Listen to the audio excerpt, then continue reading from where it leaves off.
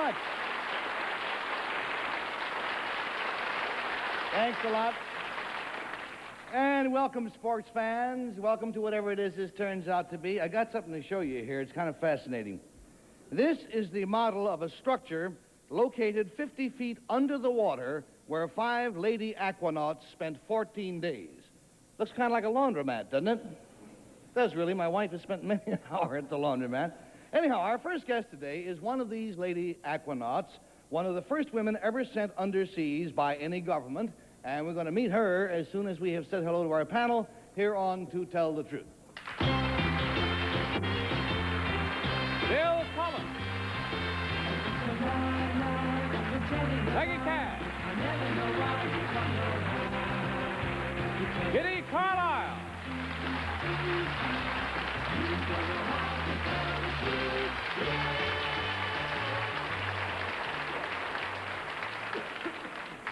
Now, obviously, one of our aircraft is missing, and our nutsy friend Orson Bean is not with us for a while. He's down under. He is in Australia, where he is starring in the show Promises, Promises. He's on an indefinite leave of absence, I suppose you'd call it.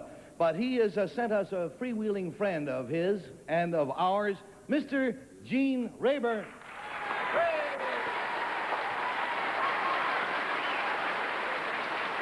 you nutty guy. Yeah, how are you? What? You got a mic here? Yeah. Do you ride that through New York? All the time. I've been riding a bike in New York since 1952, and that's how I keep the beautiful body, which I now have. And I've always had.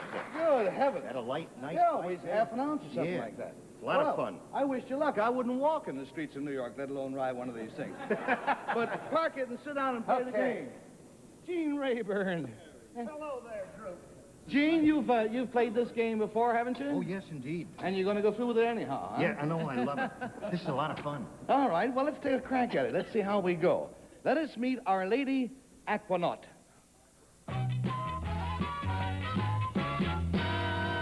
Number 1, what is your name, please?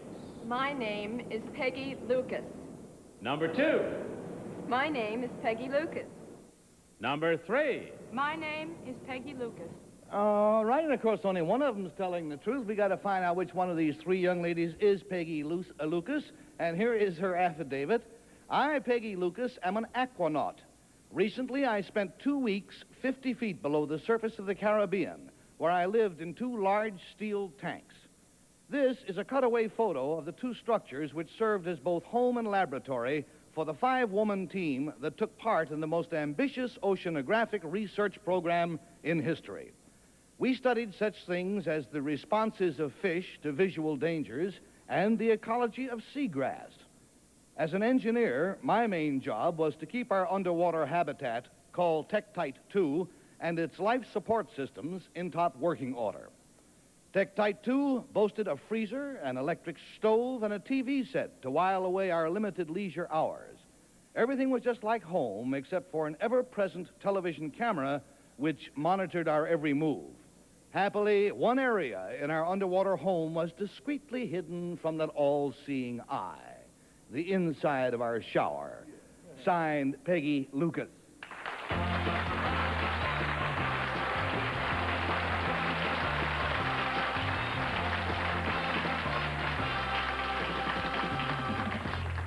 And while we try to fathom this mystery, let's pause for a few dry observations. Great party, Susan.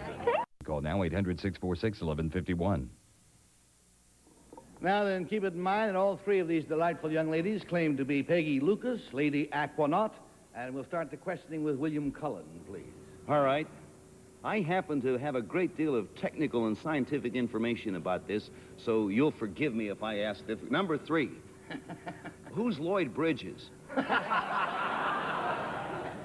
I think he's associated with some private underwater firm, but I'm not sure.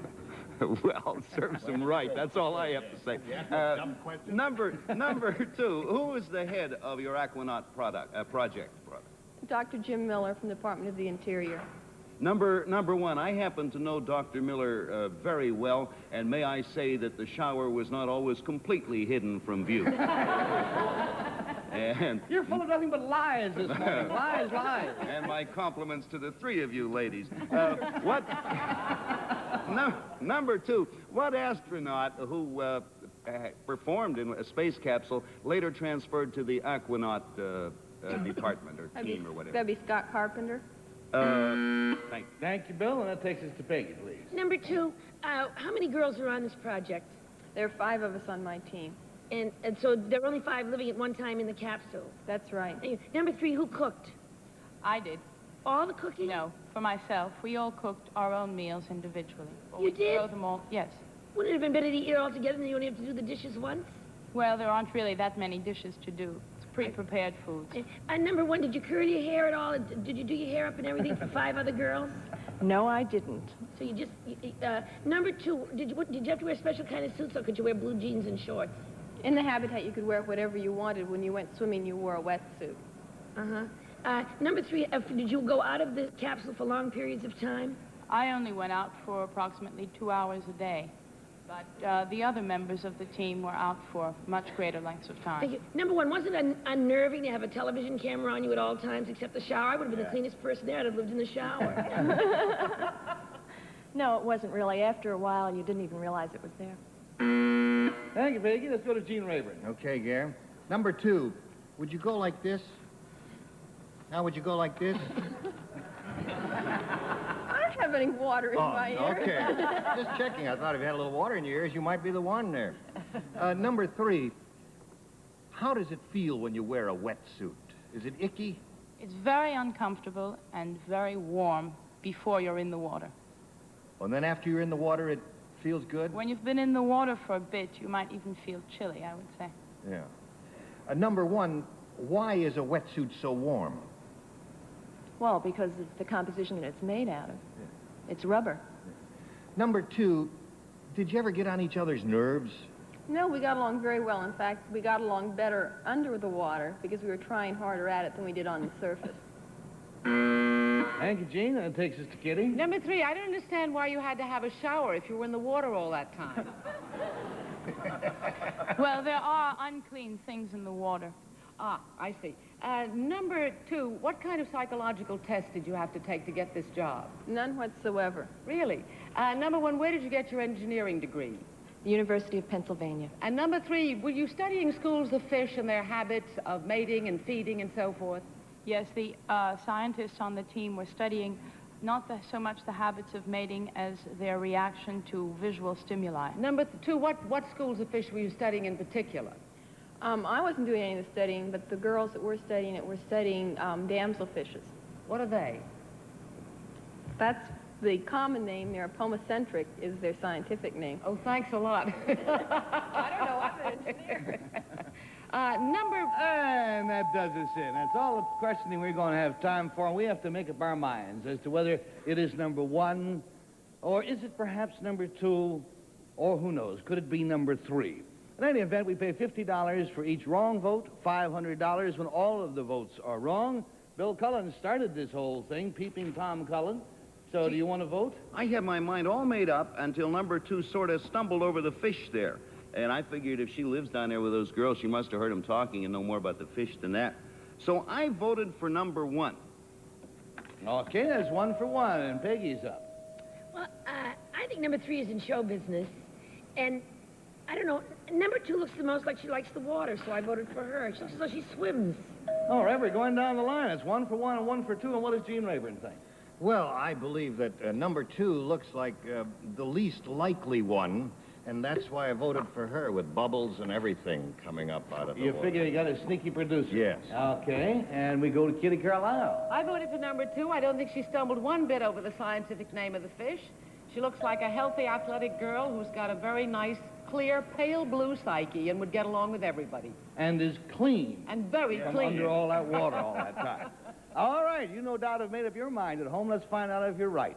Will the real Peggy Lucas please stand up? Please stand up. Oops.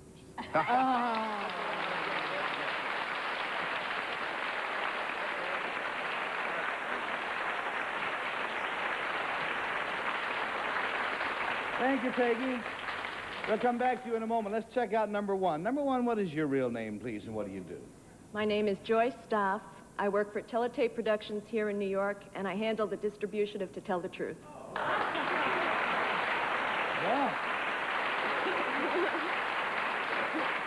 Had we known that, no doubt everybody would have voted for her to stay in business. Number three, who it was said appears to be in show business. What is your real name and what do you do? My name is Jacqueline Pujol, and I'm the manager of the restaurant Pierre au Tunnel here in New York City.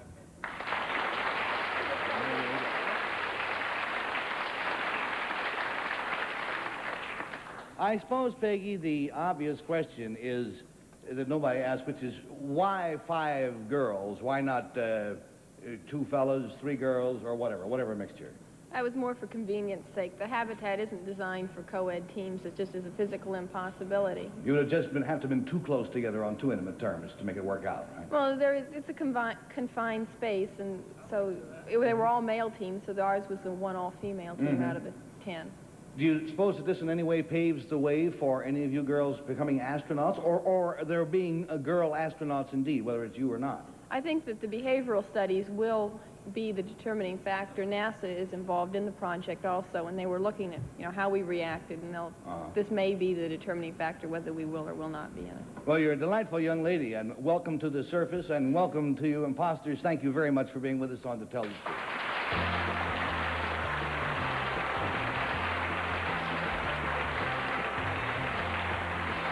Nice job. Now, our next guest is a young lady who is fond of jewelry, as are most ladies. However, she has one special bracelet that she always wears, not because it's attractive, but because her life could very well depend upon it. And we'll learn more about her intriguing story right after a few words. Okay, now let's meet the lady with the bracelet, which may someday save her life. Number one, what is your name, please? My name is Linda Maurer. Number two. My name is Linda Maurer. Number three. My name is Linda Maurer. Okay, here is Linda Mauer's story. Listen carefully as I read. I, Linda Maurer, wear a bracelet that someday may save my life. It's a medic alert bracelet, and it has a warning on it that I have a specific medical problem that could produce fatal results unless the doctors are informed about it. There are almost 400,000 persons around the world who wear the Medic Alert bracelet, but I was the very first. You see, when I was a child, I almost died from my hidden medical problem, and my father hit on the idea of the bracelet. Then he realized that there were millions of other people with hidden medical problems, such as allergies, diabetes, or heart disease, whose lives might also depend on immediate knowledge of their problem. That was the beginning of Medic Alert. Some bracelets even contain additional information that the wearers, for instance, are potential donors for heart, eye, or kidney transplants. Signed, Linda Maurer.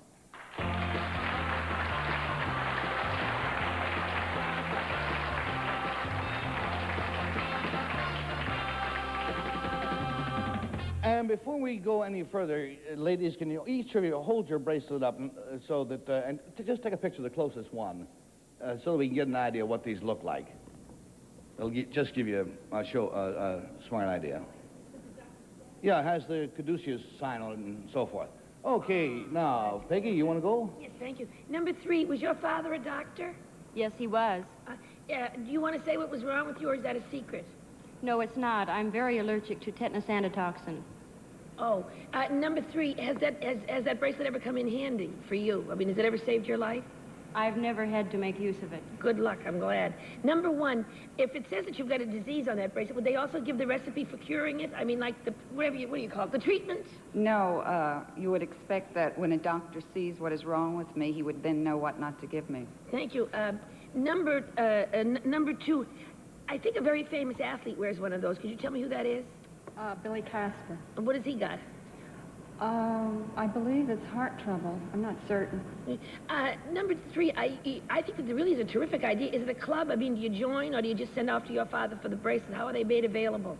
No, the Medical Alert Foundation is a complete program where you get the bracelet and are enrolled in a lifetime membership in the foundation.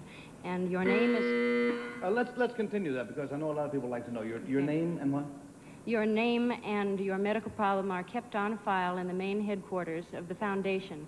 And this number may be called any time, night or day, there is an operator on duty. Well, this is, of course, her story. We do not know yet whether or not she is the right one. Let's go to Jean Rayburn. Number 2, do you have the same problem that number 3 has? No, I do not. Would you tell us about your problem? I'm allergic to penicillin. Well, then, your bracelet would read differently from hers. That's correct. Would you tell us what your bracelet says? Can you read it? My bracelet has allergic to penicillin right on it. Yeah. Number 1, what's your trouble? I have hypoglycemia. And that means you could go... I'm deathly allergic to sugar. Yeah. And you could go into hypoglycemia, what do they call it? I go into shock. Yes. Now, what would happen? If I went into shock? Yes. Well, if I were in long enough, I'd probably wind up with brain damage. But I mean, someone would come up... there we go. Okay, Kitty? Gee, number 2, who designed the bracelet? I don't know. It was quite some time ago that it was designed, but it was my father's idea. And number 3, does it cost anything to join the Medical Alert Association? Yes, it does. It's $7 for a lifetime membership. And number 1, with this you also get the bracelet? Yes, you do. And the inscription on it for what's wrong with you? Yes, it's stainless steel. For $25, you get a gold-filled one. Number 3, when your father started this whole thing, how many members did he have to start with? 1. You? Yes. And number 2, how quickly did it grow? Very rapidly. And is the foundation, was it always self-supporting, or did it have outside funds to start it? Periodical grants and individual contributions. And number 1, from all over the world, people wear this? Kind of fascinated. You get a gold bracelet for $25 in case you get sick on Park Avenue. You shouldn't be embarrassed. Bill Cullen? Number 3, there's a profession, a type of worker.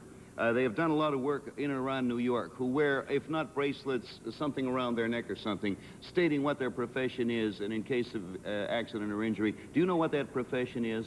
Around New York City? Well, yes, not only New York, but they have done and are doing a lot of work in and around New York. Because of the nature of their profession, there are certain things that might happen to them, and they wear a thing around their neck, I think, like a dog tag telling Well, I know that commercial skin divers wear the bracelet, but I'm not familiar with just exactly what you're talking about. Thank you. Number 1, where is the headquarters for this organization? What city? Las Vegas, Nevada. Number 3, I think you mentioned that you were allergic to tetanus antitoxin. Is that right? That's right. For what might somebody administer tetanus antitoxin to you if you were injured on the street? If I received a bad cut, or in an automobile accident or any other way, yes. The danger is of getting tetanus. Okay, and that does us in. We must make up our mind. This one's going to be hard. We must make up our minds between number 1 or number 2 or number 3. It's $50 for each wrong vote. It's $500 in the unlikely event that all of the votes are wrong. But, Peggy, we'll start with you, dear. Yes. Well, I voted for number 3 because it started when she was 10. And when you're 10, you're always stepping on nails and things, and you need tetanus. So that might be the first time she got it, and that's how they knew. Rude thinking. All right, there's 1 for 3. And Jean Rayburn? Well, Gary, I voted for number 2. Either the program has gotten more sophisticated and you people have gotten better at fooling us, or I'm getting dumber. But I don't know why I voted for number 2. All right, there's 1 for 3 and 1 for 2. And Kitty? Well, I don't know. I just thought 3's whole story about the way it started and the way it works and was just kind of like a story she'd told before. And I felt it had the ring of familiarity and authority. Okay, there you go. And Bill Cullen? Well, I didn't agree completely with Peggy because I didn't step on a nail till yesterday. I don't get around much. I voted also for number 3. Okay, the votes are all in, and now it's time for us to find out about this thing. Will the real Linda Maurer please stand up?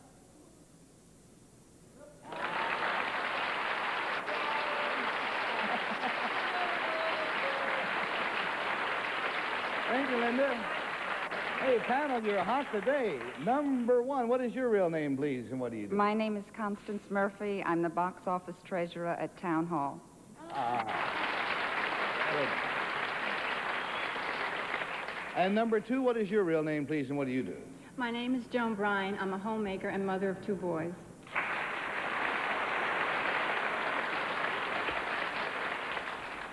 And so now that we know that number 3 is indeed Linda Mara, Linda, will you repeat for us, for people who are interested, how they may join?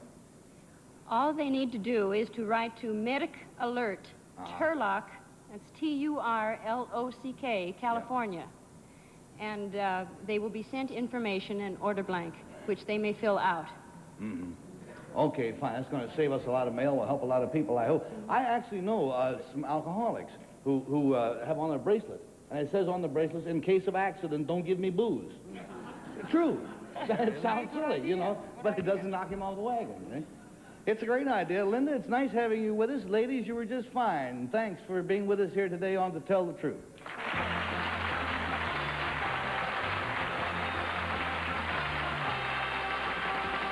The mail. And we have to knock it, Gene. Yeah. You're batted 500 today. Oh, that ain't bad. If you could do that, that's better than anybody in either of the leagues, you know. That's You're doing pretty good. And we will see you all tomorrow, friends. Come this same time. Take care.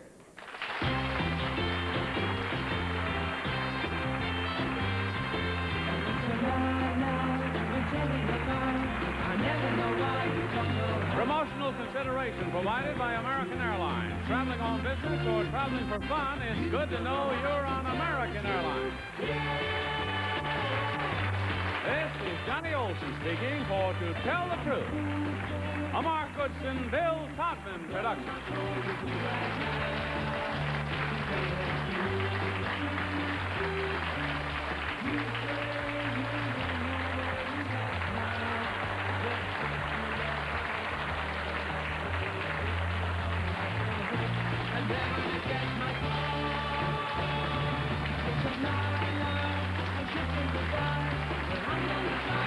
The truth can be found in black and white with Bud Collyer. Don't miss the original To Tell the Truth, Sunday at 7 p.m. Eastern, 4 p.m. Pacific.